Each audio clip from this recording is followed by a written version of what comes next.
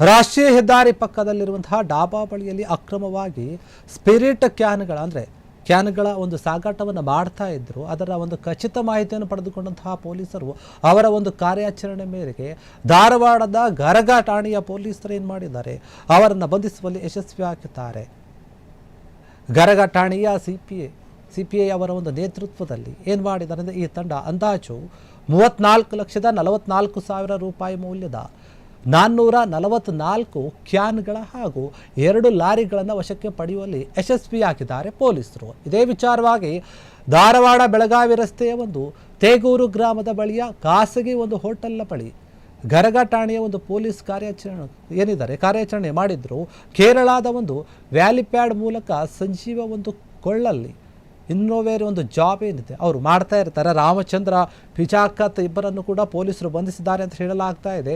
ತೇಗೂರು ಬಳಿಯ ಒಂದು ಖಾಸಗಿ ಹೋಟೆಲ್ ಬಳಿ ಅಕ್ರಮವಾಗಿ 2 ಗೂಡ್ಸ್ ವಾಹನಗಳಲ್ಲಿ ಸ್ಪಿರಿಟ್ ಸಾಗಾಟವನ್ನು ಮಾಡ್ತಾ ಇದ್ರು. ಈ ಒಂದು ಮಾಹಿತಿ ಅವರಿಗೆ ಸಿಕ್ಕಿರುತ್ತೆ. ಹೀಗಾಗಿ ಅಲ್ಲಿ ಹೋಗಿ ಪೊಲೀಸರು ಕಾರ್ಯಾಚರಣೆಯನ್ನು ಮಾಡಿ ಬಂಧಿಸಿದ್ದಾರೆ. 36 ಲಕ್ಷ ಮೌಲ್ಯದ 2 ಲಾರಿಗಳನ್ನು ವಶಕ್ಕೆ ಪಡೆದುಕೊಳ್ಳಲಾಗಿದೆ ಅಂತ ಹೇಳಿದ್ದಾರೆ. ಇನ್ನು ಗರಗ ಠಾಣೆಯ ಇನ್ಸ್ಪೆಕ್ಟರ್ ಭರ್ಜರಿ ಒಂದು ಕಾರ್ಯಾಚರಣೆಯಲ್ಲಿ ಧಾರವಾಡ ಜಿಲ್ಲಾ ಪೊಲೀಸ್ ವರಿಷ್ಠಾಧಿಕಾರಿಗಳು ಆಗಿರುವಂತಹ ಏನಾಗಿದ್ದಾರೆ ಅವರು ಗುಂಜನ್ ಆರ್ಯ ಅವರು ಈ ಒಂದು ವಿಚಾರವನ್ನು ತಿಳಿದು ಕೂಡಲೇ ಪೊಲೀಸ್ ತಂಡಕ್ಕೆ ಶ್ಲಾಘನೆಯನ್ನು ಅಥವಾ ಅಭಿನಂದನೆಯನ್ನು ಸಲ್ಲಿಸಿದ್ದಾರೆ. ಈ ಕುರಿತು ಪೊಲೀಸ್ ಆಯುಕ್ತರು ಮಾಹಿತಿಯನ್ನು ಕೂಡ ನೀಡಿದ್ದಾರೆ ಪ್ರಕರಣದ ಬಗ್ಗೆ.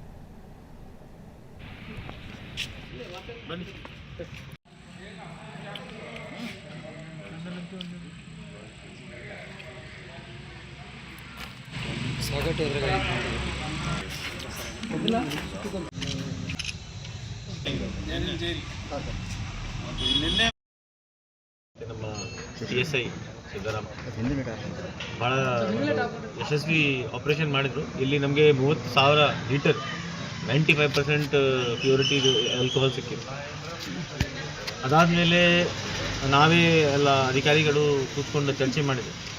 ಇದು ಅಷ್ಟು ಸಾಕಿಲ್ಲ, ಇದು ಒಂದು ನೆಕ್ಸಸ್ ಇರ್ಬೋದು. ಮತ್ತು ತಾವು ಮಾಧ್ಯಮಗಳು ಮಿತ್ರರು ಕೆಲವು ಪ್ರಶ್ನೆ ಕೇಳಿದರೆ ಸರ್ ಎಲ್ಲಿಂದ ಬರ್ತಿತ್ತು, ಏನಾಗ್ತಿತ್ತು. ಸೊ ಅದರ ಪ್ರೊಸೆಸ್ಸಲ್ಲಿ ನಾವೇ ಟೆಕ್ನಿಕಲ್ ಅನಾಲಿಸಿಸ್ ಸ್ಟಾರ್ಟ್ ಮಾಡಿದ್ವಿ. ಟೆಕ್ನಿಕಲ್ ಅನಾಲಿಸಿಸ್ ಮಾಡಾದ್ಮೇಲೆ ಅವರು ಭಾಳ ಇಂಟೆಲಿಜೆಂಟ್ ಇದ್ದರು ಇಬ್ಬರು ಆರೋಪಿಗಳು, ಸಜೀವ್ ಮತ್ತು ಜಾಯ್. ಮತ್ತು ನಮಗೆ ಬಂದು ಬಂತು, ಅವರಿಗೆ ಕನ್ನಡ ಬರಲ್ಲ, ಅವರು ಇಬ್ಬರು ಮಾತು ಮಲಯಾಳಿ.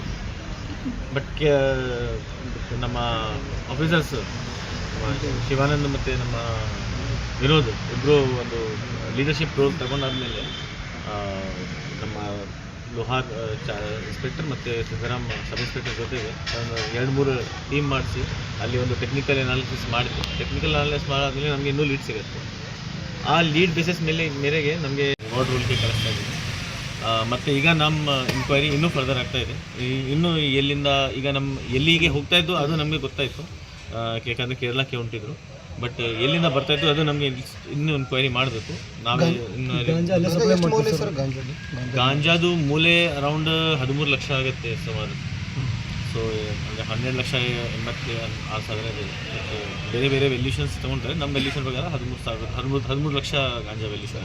ಬೆಂಗಳೂರಲ್ಲೇ ಸಪ್ಲೈ ಮಾಡ್ತಾಯಿದ್ರು ಅಥವಾ ಬೇರೆ ಬೇರೆ? ಅವರು ಮೇನ್ ಬ್ಯಾಂಗ್ಳೂರೇ ಇತ್ತು.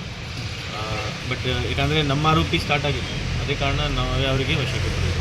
ಸರ್ ಟೋಟಲ್ ಈಗ ಎಷ್ಟು ಜನ ಸರ್ ಸ್ಪಿರಿಟ್ ಮತ್ತು ಇದರಲ್ಲಿ ಸೇರಿ? ಸ್ಪಿರಿಟಲ್ಲಿ ನಮಗೆ 2 ಎಕ್ಯೂಸ್ ಸಿಕ್ಕಿದ್ರು. ಮತ್ತು ಈ ಗಾಂಜಾ ಕೇಸಲ್ಲಿ ನಮಗೆ ಇನ್ನೂ 2 ಎಕ್ಯೂಸ್ ಸಿಕ್ಕಿದೆ. ಟೋಟಲ್ 4 ಜನ ಆಗಿದೆ. ಇನ್ನೂ ಇದ್ದಾರೆ ಸರ್ ಈ ಜಾಗದಲ್ಲಿ? ಇರ್ಬೋದು, ನಮಗೆ ಇನ್ನೂ ಲೀಡ್ ಇದೆ. ನಾವೇ ಅದು ಇಲ್ಲಿ ಡಿಸ್ಕ್ಲೋಸ್ ಮಾಡಲ್ಲ, ಬಟ್ ಆ ಲೀಡ್ ಮೇಲೆ ನಾವೇ ಮತ್ತೆ ಕ್ಷಣ ಕ್ಷಣದ ಸುದ್ದಿಗಳಿಗಾಗಿ ಫ್ರೀಡಂ ಟಿವಿ ಸಬ್ಸ್ಕ್ರೈಬ್ ಮಾಡಿ, ಲೈಕ್ ಮಾಡಿ ಹಾಗೂ ಫಾಲೋ ಮಾಡಿ. ಹೊಸ ಸುದ್ದಿಗಳ ನೋಟಿಫಿಕೇಶನ್ಗಾಗಿ ಬೆಲ್ ಐಕಾನ್ ಮೇಲೆ ಕ್ಲಿಕ್ ಮಾಡಿ.